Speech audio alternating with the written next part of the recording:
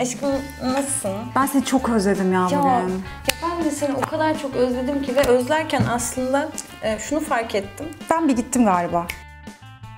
Sen arada gidiyorsun hep böyle. Ben buna çok üzülüyorum. Ya evet ya, ona da bayağıdır. Ben tekrar geldim. Özlemiştik birbirimizi. Ben de seni çok özledim aşkım. Neler geldi başıma bir bilsen. Bıçaklı kötü insanlar peşimdeydi. Sana zarar verecekler sandım. Seni çok seviyorum ama galiba birazdan gidebilirim, emin değilim. Gitme. Gider miyim benim bal Gittim ben. Orası. Merve'nin makyaj günlüklerine hepiniz hoş geldiniz. Evet, bugün yanımızda güzeller güzeli Elif var. Elif Yalçın var. Ha, çok teşekkür ederim. Alkışlasana lan. Seni boşuna tutuyoruz arkada. Bir kameraya bakacaksın, bir de alkış yapacaksın. 2 tane görevin var. Evet arkadaşlar, bugün sizlerle Z kuşağı ile birlikte gelen mi diyeyim artık bilmiyorum ama bir konuşma dili oluştu ve yeni bir lügat oluştu. O lügatta işte ne bileyim ghosting, love bombing, benching tarzı kelimeler var. Bu kelimeler üzerinden bir sohbet ilerleteceğiz ve makyaj yapacağız. Nasılsın Elif? İyiyim ya. Bir şekilde love bombing'e çok hakimim. Diğerlerine bakacağız. Ama ben de öğreneceğim. Bugün bugün hepsini öğreneceğiz. Bugün öğreneceğim. Bugün hepsini öğreneceğiz. Keşke bir not defteri alsaydım diye düşünüyorum. Ben şöyle yazsaydım. Ben neden Elif'e çok güveniyorum yanımda olması için şu an? Bana öyle bir şey söylenmedi bu arada. Ben güveniyorum. Sen zaten psikolog olduğun için. Ha evet. Hani benim yarı zamanlı psikologumdur Elif bu arada. Yani Etiğin içinden dışından geçtik. mesela hiç. Ben bir merak nemlendirelim diyorum suratımıza. Benim suratım gıcır gıcır şu an. Yani Sahra çölü ben sana Sahra oradan ben görebiliyorum. Öyle şey inanılmaz. Bu arada aynı ürünleri kullanıyoruz çok fazla. Gerçekten Evet. mi? Ama ben seviyorum. Ben bugün Kiehl's'ın gözünü getirdim. Göz ürününü getirdim. Gözlerimizin altını, Sahra çölü olan gözlerimizin altını adeta bir yağ gibi olan Love bombing mi demiştin? Love bombing. Love bombing. En sevdiğim. Hep söylerlerdi. Hiç yemek kısmetim olmamıştı. Geçen sene bir yemişim, dedim ne kadar güzel, lezzetli bir şey biliyor musunuz? Hani Yiyorsun. diğerlerindense bence en iyisi bu. Öncelikle onu söylemek Bir şey istiyorum söyleyeyim sana. mi? Bana love bombing yaptığını söyleyen çok duydum bu arada. Sence ben öyle bir insanım? Ay, şimdi bana yapmadı yani, ben ne bileyim öyle mesela. Arkadaşla yapılan bir şey bu değil mi? Mesela sevgiliye karşı değil sonuçta. Arkadaş da bence onu anlarsın ya. Sana sürekli böyle bir aşkım çok iyisin, öylesin, böylesin yapıyor, sonra birden yok oluyor. Sonra tekrar yapmaya başlıyor falan olması Bence gerekiyor. öyle birisi değilim. Ben sadece gerçekten aşırı Neysin? kalbim büyük. O ne be öyle? Kalbim çok büyük. Konya Ovası mı ne o? Konya Ovası gibi. Ama işte o zaman gösteriyor. Ama- Çok belli ediyor. Evet, sevgimi çok belli ediyorum. Hani Ama ben seni gerçekten seviyorsam mesela hani gerçekten hissetmeni istiyorum sevgimi. şimdi aşkım beni çok seviyorsun ama diğer insanları da öyle mi seviyorsun? Yok, hayır. Ha o zaman başka, ama şimdi beni sevdiğin gibi herkese o zaman mavi boncuğa giriyor. Love bombing olur bence o. Yok. Gerçekten Bilemedim şu an. sevdiğim insanları. Bunu aslında love bombing yapan bir erkekten duydum. Ama o zaman o başka bir şeye dönüyor. Bilmiyorum tanımını. Gaslight. O gaslighting'miş, ona dönüyor. O aslında psikolojide bunun bir tanımı var. Ne? Psikolojide böyle mekanizmalarımız var bizim. Aha. Eğer kendisi atıyorum yalan söyleyen biri ise ayna nöronların çalıştığı gibi düşün. Ben yalan söylüyorum ama ben bunu yansıtıyorum sana. Bana Evet. yalan mı söylüyorsun diyorum. Bu buna dönüyor ama işte tanımını bilmiyordum. Gaslighting. Ama onu anlamak var, o kadar zor ki. O kadar zor bir Evet. şey ki, manipülasyon. Allah. İğrenç bir şey. Bu arada beni çok fazla linçliyorlar videolarda kendi ten rengimi bulamadığım için. Kendi ten rengimi bulmak için arkadaşlar artık tester alıyorum. Diyorum ki ben denemek istiyorum. Teker teker alıyorum. O da testerlerden bir tanesi. Bu Veriyorlar mı? veriyorlar. Sephora'da veriyorlar. Ay ben geçen isteyecektim, dedim utandım. Dedim şimdi bana ters bir şey söylerler, ben çok sinirlenirim. İşte Ben de çok hepsini sinirlenirim. alıyorum falan. diye şey yapamadım. Bu da böyle şey veriyorlar. sanırım. Bu da Nars'ın CC'siymiş. Nars'ın Share Glove'unu kullanıyordum. O mu acaba? Olabilir. Çok eskiden, yıllar önce. Olay şöyle gerçekleşiyor. Ben bu beyefendiye diyorum ki, beyefendi diyorum. Haddinizi bilin. Haddinizi bilin. Beyefendi diyorum. Ben ciddi ilişki kadınıyım diyorum. Öyle eğlenmeye, takılmaya gelme. Eğer öyle bir fikrin varsa gelme. O diyor ki tabii ki. Ay. Ben de zaten ciddi, ben bu Bak. yani. Tetiklendim şu an. Ben de çok hatırladım şu an, bir geçmiş. Yeni açmıştım bunları falan. Sonra? Ben de çok şaşırıyorum. Diyorum ne kadar da düzgün birisi. Ben bu kadar açık bir şekilde konuşuyorum ve o da bana açık bir şekilde konuşuyor. Safım değil mi? Bu kişi beni anlıyor diyerekten hani o duvarı açıyorum. O duvarı kırıyorum. Yani bu kadar kolay o duvarlar nasıl kırılıyor? İşte mal olduğum için. Hepimiz malız. O kadar da hayır. O kadar da abartmayacaksın. Yapılan şey çok açık ve netken neden biz kendimizi yargılıyoruz ki? Yapılan şey çok doğru. Örnek veriyorum. Bir markete gidiyorsun. Ben bunu istiyorum diyorsun. Bu da param. Sonra paranı veriyorsun ve ürünü almak istiyorsun. Sonra ürünü alamadığım için niye ben kendime mal diyorum? Böyle.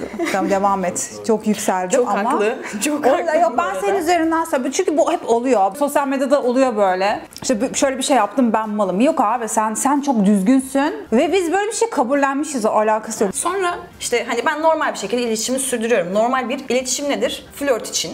İşte günaydın canım, nasılsın? Neler yapıyorsun bugün? Şunları yapıyorum vesaire vesaire. Hani mesela bir yere gideceksin. Ya şuraya gideceğim, ben şurada arkadaşlarla buluşacağım dersin değil mi? Yeni bir tanım öğrendim ben. Situationship, Ay bu. Ben bunu öğrendim bu. Ona da geleceğiz. Çünkü ben geçen gün bir şey anlatıyorum. Zeynep diyor ki situationship. Değil mi? O ne be falan dedim böyle. İngilizceden çevirince anladım biraz ama çok salakça geldi. Sonra dedim meğersem buymuş. Yeni neslin sorunu. Devam, ama haberin yok tabii. Devam. Haberim yok Demedi. tabii. Hani haberin yok. Çocuk bir an durdu. Bir akşam şeye karar verdi. Hiçbir şekilde ne yaptığını söylememeye karar verdi. Nereye gittiğini, neler yaptığını falan. Daha iyi bir seçenek bulmuş. Mesela olabilir. Dedim ki Zalim. Beyefendi hayırdır, neler oluyor? O dedi ki sana ne? Ya Öyle işte bir şey.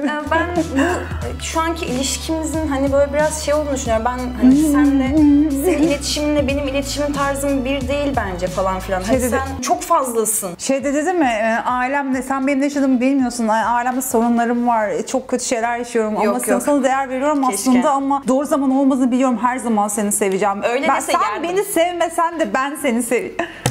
Öyle dese yerdim. Ama hani dümdüz bir şekilde ya sen çok fazlasın ve hani senin bu davranışların bana biraz love bombing gibi geliyor. Ne? Hani ben bu flört aşamasında çok fazla sevgi gösteriyormuşum vesaire falan. Ben fazlasını değil, şey olarak hani şimdi bazen fazla gelirsin insanlara. Her şeyin daha fazladır o insandan. Hani sosyoekonomik muhtemelen olarak. öyle dedi. Ve kendini karşı taraf kötü hisseder ve bu şekilde söyler diye düşünmüştüm. Ama love bombing'e bağlama ihtimalini düşünmedim. İşte ve mesela hani bunu söyleyen beyefendi aynı zamanda sana çok yakışır deyip gelinlik atıyor. Oha. Çok özür dilerim.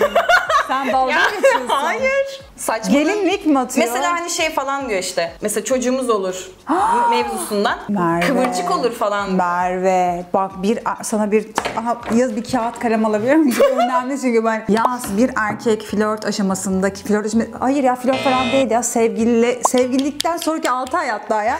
Yok çocuklarımızın ismi olsun, yok çocuklarımızın işte neydi burçları ne olur aşkım, yok gelinlik, neler gördü bu gözler. Burcu ne olur mu? Tabii bunları neler gördüm yani. Böyle şeyler söylüyorsa bildiğin kafayı yemiştir yani. Bunun ben tanımını bilmiyorum. Hani odur budur, bu kafayı yemiştik artık. Şakasını yaparım mesela. Tamam, mesela böyle çok hoşuma giden bir hareket yapar mesela. Derim ki nikah şeyi de bu şuradaymış falan. Ama o espri Ama yani, o bahsettiğim hani şey değil. bunu söyleyen adam gelip de sen bana love bombing yapıyorsun diyemez mesela. Abi bir insan gelinlik atıyorsa nasıl sonra gelip love bombing'in L'sini söyleyebilir? Ya ben de onu Utanmadan merak ediyorum. Kafayı mı yedin be sen? Niye sürekli çocuk atıyorsun? Ben böyle bir şey yaşasam bu arada arkadaşlarıma anlatamam. Çünkü arkadaşlarım çok kötü yargılar böyle. Yani ama nasıl biliyor musun? Kahkahalar atar, suratıma atar bir de, utanmaz. Gerizekalı öyle şeyler der yani. Ben bazı şeylere utanıyorum, anlatamıyorum. Sonra sen ne dedin? Çünkü burada çok önemli bu kısım. Ben burada takıldım. Dedik sana, sen bana lan bombing yapıyorsun çünkü verdim sevgiyi verdim. Ben değil mi? Burada şey diyor. Evet. Ben korkuyorum sen bunu benden Tabii, çekeceksin aynen. diye, doğru anlıyorum. Evet, şok oldum. Belli bir süre bunu tarttım. Şey demedin mi, bu çocuk bayağı beni manipüle ediyor o an? Onun bilincindeyim zaten ama Hayır, hani tamam. durumu tartıyorum. Hani acaba hani çünkü şöyle de bir şey var. Acaba belki gerçekten de böyle bir şey yapıyor olabilir miyim acaba diye düşündüm. Çünkü ben bir noktada kendimi sorgulayan da bir insanım. Gerçekten şunu fark ettim ya, bu arkadaş Gerizekalı. herhangi bir ilişkiye hazır değil. O yüzden de Ayak yapıyor. Ayak yapıyor aynen. Yani bunun gerçeği budur. Kanka dedim. Kankaya mı döndüm birden orada? Ben öyleyim. Eğer böyle Hani birbirimize- sınır koyacaksam bak dostum. Kanka. Hani o gelinlikten kankaya nasıl dönüldü ben o noktada? Vallahi. Birden çocuklarınıza isim bakarken nasıl? Mesela. Ya mesela sen o durumu okeyledin, tamam mı? Dedin ki tamam, ben bu ilişkiyi bu şekilde sürdürmeyi kabul ediyorum. Situationship'e dönüyor. Asla sevgili olmuyorsunuz. O şekilde mal Öyle gibi devam ortada ediyor. kalıyor. Tabii. Sen böyle diyorsun ki, geliyorsun böyle, Merve diyorsun çok iyi gidiyor her şey, diyorsun ki sevgili misiniz? Yani bilmiyorum. El ele tutuşuyoruz aslında. Hiç çiçek alıyor mu sana? Yok ama beni çok seviyor. Ama bana çok değer veriyor. Bak, bunu geçen hafta Zehra ile konuştuk. Böyle bir durumda dedi manipüle edeceksin adamı, biz sevgiliyiz diyeceksin. Kafamda oturmadı. Oturmayan şey şu, ben niye birini ikna etmek için bu kadar uğraşıyorum ki? Kabul ediyorlar, o noktada haklısın. Ama hiçbir zaman o ilişki böyle senin prenses olduğun, el üstünde tutulduğun bir ilişki olmuyor. Çünkü sen bunu dikte ettiğin için orada bir eril dişil konusunu konuşursak eğer, orada sen bir şey yönetmek zorundasın çünkü o hep pasifte. Çünkü bunu istemedi. Sadece evet bile demedi. Orada sadece onaysız kalarak onaylamış oldu ya. Bekle bakalım, sana çiçek alır, yemeğe götürmez. Bizim gibi durumlarda bütün hesap sana kalır. Bütün hayatın hesabı sana kalır. Ya Allah Allah. Yetmez. Beraber bir hayat kurmak istersin. Olur aşkım yapar. Böyle devam eder yani.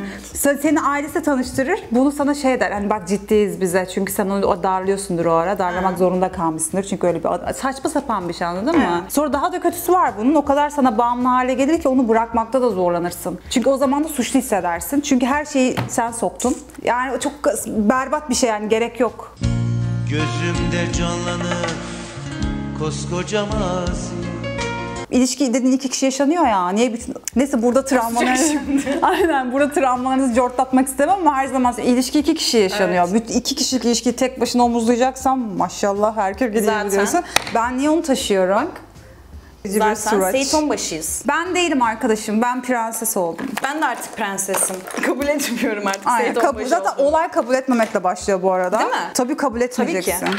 Bir sonraki şeyimize geçiyorum artık. Gaslight. Hiç gaslight yaşadın mı? Ya ben onun ne olduğunu bilmiyordum. Biraz önce öğrendim. Şöylesel bir şey gaslight. Ya bak, bu davranışın beni gerçekten çok kırıyor. O diyor ki abartıyorsun. Ben de yemez o. Bana abartıyorsun diyecek. Ben de orada aynen kankam ne diyeceğim? O kadar büyük bir olay yok burada. Benim için büyük bir olay. Bitti. Anlamadım. Herkesin acısı kendine büyüktür. Bitti. Benim cümlem bitti. Ben bilemedim. Bana yapılmıyormuş bu. Bana bunu yapamaz. Ama ben yaparım bunu. O bana yapamaz ama. Ya ben de işlemez o. Geçeyim mi o zaman? Neydi bunun Ben de ismi? gaslight yemedim bu arada. Neydi yani. bunun ismi? Ben gaslight'ın Allah'ını yedim, ne diyorum? Sen biraz önce lab bombu ekmek arası yapıp yemiş kızsın. Gaslight'ı senin ruhun daha yeni anlıyor yedin. Öyle bir kız yani.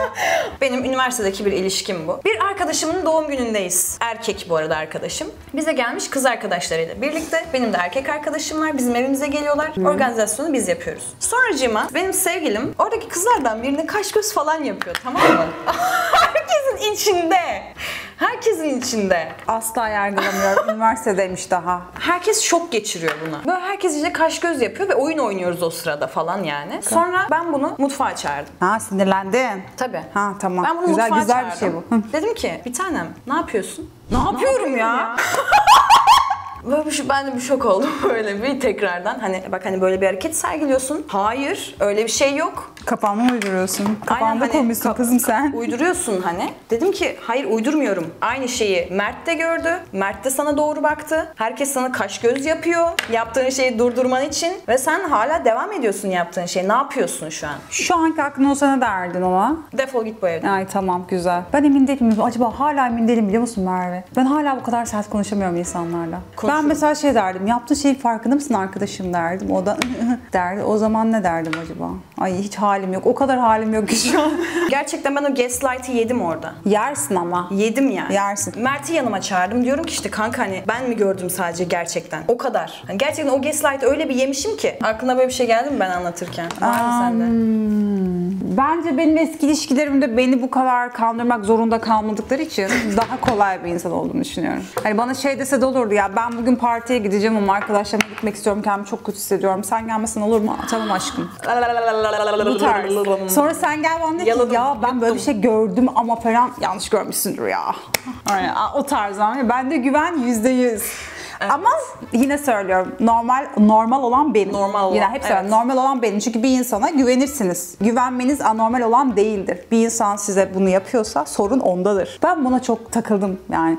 Çünkü yanlış bir olay var burada. Hani nedense mesela bu kötü bir şey ama sen kötü bir şey yapmamışsın ki. Bu hikayede sen de hiçbir şey yapmamışsın. Evet. Yanlış olan şey şu. O gaslight'ı yemiş olmam. Hayır. Neden hayır biliyor musun? Bir şeyin yokluğunu ya da varlığını o şey elinde olmadan anlayamazsın. Şimdi sen daha önce böyle bir şey görmemişsin söylemişsen. Mesela bir insanın benim ailemde yalan söylenmezdi, tamam mı? Evet. Ve ben arkadaşlarım da bana yalan söyleyen insanlar değildi. O yüzden ben tanıştığım bir insanın bana yalan söyleyebilme ihtimalini hayatımda hiç düşünmedim. Geçmişte olan bazı şeylerde insanlar şaşırıyor. Nasıl buna inandın? Neden? Çünkü eğer sen bana dersen işte atıyorum Merve işte biliyor musun? Elif biliyor musun? İşte ben tıp okudum. Ben bunu sorgulamam.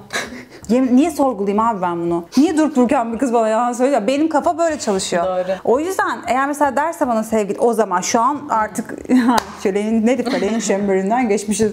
Ama o zaman deseydi ki diyorlardı yani ben şunu yap, ben buna inanırdım. Evet. Ve o kadar çok saçma sapan insanların söylediği, bu arada sevgiden bahsetmiyorum. İnsanlar durup dururken yalan söylüyor, farkında mısınız? O kadar saçma Çok şeyler diyorum ki fazla. bu benim sorunum değil. Ben yalan söylemiyorum kimseye. O durup dururken bana yalan söylüyor. O yüzden yine geri dönüyorum. Sana böyle bir şey yapmış olabilir. Sen buna inanmalısın zaten.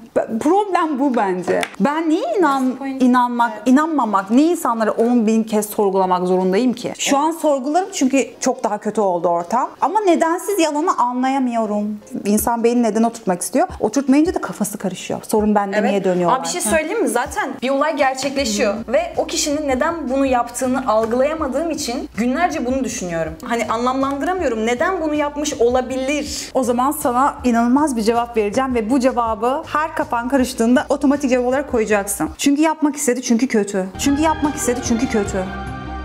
Şimdi benim de çok hakim olmadığım birkaç tane şeye geçeceğiz. Hazır mısın? Okey. Benching. Bu şey demek. Yedeğe almak. Hani Bench'te durmak işte, bench. aynen. Allah kahretmesin.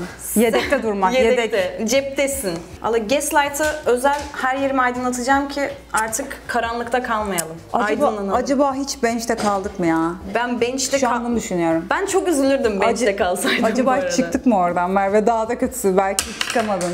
Bir kere bir şey söyleyeceğim. O labomik yapan çocuk sen zaten bench'tesin orada, Bench'teyim biliyorsun. zaten. Tabii canım. Evet. Tabii. Orada zaten. Ama havada kaldık karada mı? bench'teyim hem de. Aynen öyle. Hani bir havaya fırlatıyor bench'teyim, bir aşağı tutuyor bench'teyim. Ya Çok şey fena. diyor mesela hani, abi daha iyisi de gelebilir ya. Diyor ki ben bu kadar güzel bir kız bulabildiysem daha da güzelini bulurum. Ay nasıl bir özgüven be bu? Bunlar manyak. Vallahi manyak bunlar. Her yerim aydınlık şu an. Parıl parıl parlıyorum şu an. Şu çok güzelmiş. Ben de Bunu şundan biraz var süreceğim. ya, Bir bunu parmak her yere sürürüm. Bir de cushioning. Onu artık bunu bilmiyorum. Ben de bilmiyordum. Az önce gördüm. Kız- İlişkiyi bitirmeden önce yedek kişilerle flört etmeye başlamak. Hani cushion yastık, hani yastığa düşeceksin. Ayrıldın, yastığa düşüyorsun. Çok iyi bir şeymiş bu ha. Hiç aklıma Ne diyorsun? gelmezdi. Yani bunu Ayrılık aslında yapsak açısından. çok iyi olur. Hani bunu yapmak isterdim bunu. Ama ben hiç düşünmemiştim ayrılacağımızı genelde. Bu arada aynı remeli kullanıyormuşuz bak. Ben de yeni açtım bugün. Ama seninki su geçirmeyenden değil Yok mi? bu aşırı Aşırı siyah. dark. Çok uzun zamandır eyeliner çekmediğim için erkeklere karşı bir sınır koyma şeyiyle hani bir keskin bir çizgiyle eyeliner çekeyim dedim. Keskin çekemedim. Demek ki o sınırı koyamıyorum mu? Ben cesaret edemedim. Ve eyeliner böyle benim isteğimle olmuyor çünkü. Hani onun isteğiyle oluyor bende. O yüzden ben dedim ki daha risksiz seçimlerle. Başka bir tanım kaldı mı? Var. Ama bir şey daha söyleyeceğim bu yedekte tutmayla ilgili. Gerçekçi olalım Merveciğim. Yedekte biri var. Yani flört ettiğin anlamında değil ama istesen şu an birine Ama bir yazarsın. şey söyleyeceğim. Herhalde. Yani Ama var yani. Şimdi şöyle, Ama- yedekte tutmayla alakalı değil de hani abi adam fütursuzca yazıyor. Fütursuzca yazıyor. Hani bak adamın benim ona cevap verip vermemem de umurunda değil mesela. Ay yok, ben anladın ondan mı? bahsetmiyorum. O kötü. Şey yok mu mesela, bende var. Yalan söylemem. Dünya tatlısı çok iyi. Çok iyi biri. Just çok iyi biri yani. Just çok iyi. Ama olmuyor. Ama hani mesela şu an kahve içmek istesem yazsam gelir. Gelir alır. Ama yazmıyorum. Ama ilişkideyken yapılınca aldatmaya girmiyor mu? Net. Öyle bir şey yoktur ya. Var mı? Aldatma yani o. İlişki Ama bu sırasında mı yapıyorlar bunu? ilişkiyi bitirmek üzereyken bu aldatma bildiğin. İlişkiyi bitirmeden önce yedek kişilerle flört etmeye başlamak diyor. Ya bence bu aldatma işte. Karmanızı pisletmeyin arkadaşlar. Ben bu kadar söylerim size. Zombieing. Zombi. Bu da şöyle bir şeymiş. Şimdi ghosting yapan bir kişiyi düşün, tamam mı? Seni bir anda ghostladı. Tamam. Hani hiçbir şey olmamış gibi bir anda geri dönmesi.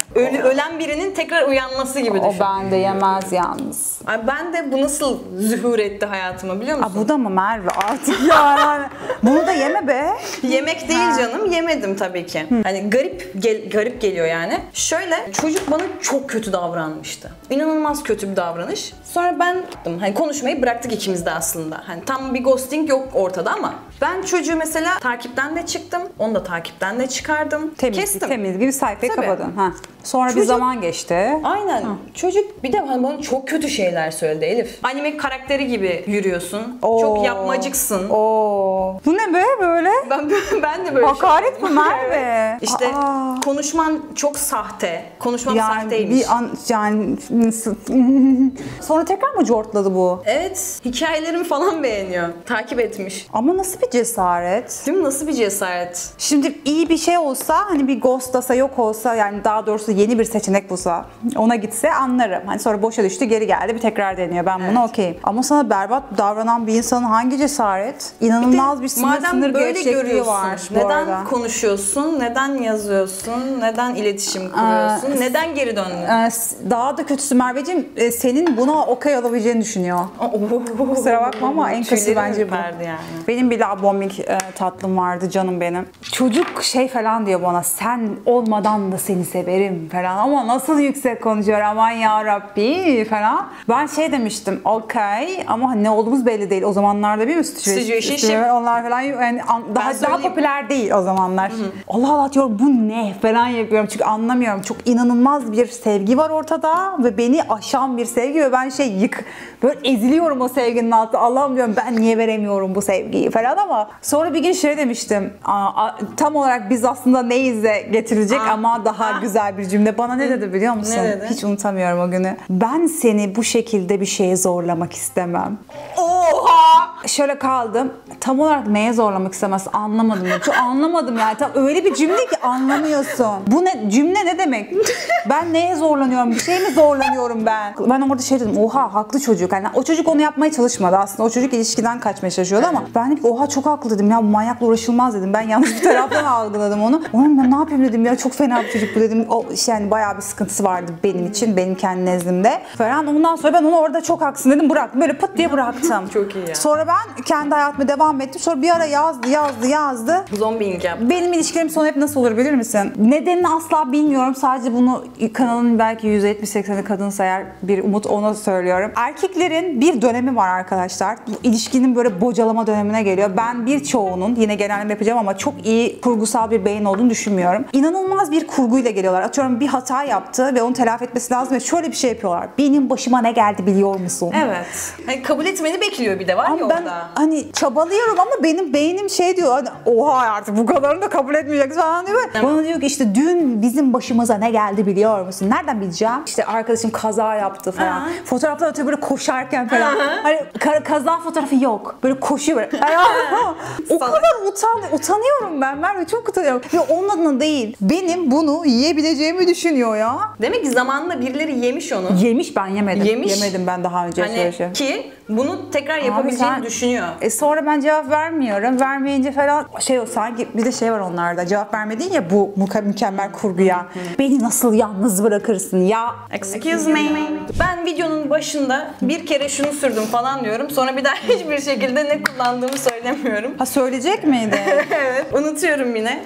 Benim favorim Emily 208'i arkadaşlar, ben lise 2'den beri kullanıyorum. Lise 2'den beri sadece bunu kullanıyorum. Flormar'ın tüm tintlerini çok severim. Hepsini kullanabilirsiniz. MAC'in bu glosslarını aldım en son. Gerçekten bunu çok beğendim. Bu da hangisi? Casual. Son bir şeyimiz daha var. Blush'unu sürerken söylüyorum. Hazır mısın? Dry texting. Ne? Dry texting. Tek kelimelik duygu yoksunu soğuk mesajlar atmak. Hani mesela sen diyorsun ki ya ben bugün şunu yaptım, bunu yaptım, işte her şey çok güzeldi, işte sen ne yaptın? Hiç ya, normal bir gündü. Yattım. Ben bunu yapıyorum. Kötü bir Ama ben bunu flörtüme yapmıyorum. Ha. Benimle flört etmeye çalışan ama aslında tam olarak bench'te olması gereken çocuklara yapıyorum. Ya. Ben artık onlara cevap da vermiyorum. Yani ilişkim varken yapmıyorum tabii ki arkadaşlar. İlişkim yokken yani yapıyorum. İnsanın kahve içerken bir arkadaşa ihtiyacı oluyor bazen. Yalan söyleyemeyeceğim bu konuda. Bir tane çocuk var, tamam mı? Dedim ya fütursuzca yazıyor diye. Sana mesajları göstereceğim. Silmiş. Aha. Silmiş, yazdığı şeyi silmiş. Demek ki Allah'ım, utanması göründe var. atmıştım çünkü.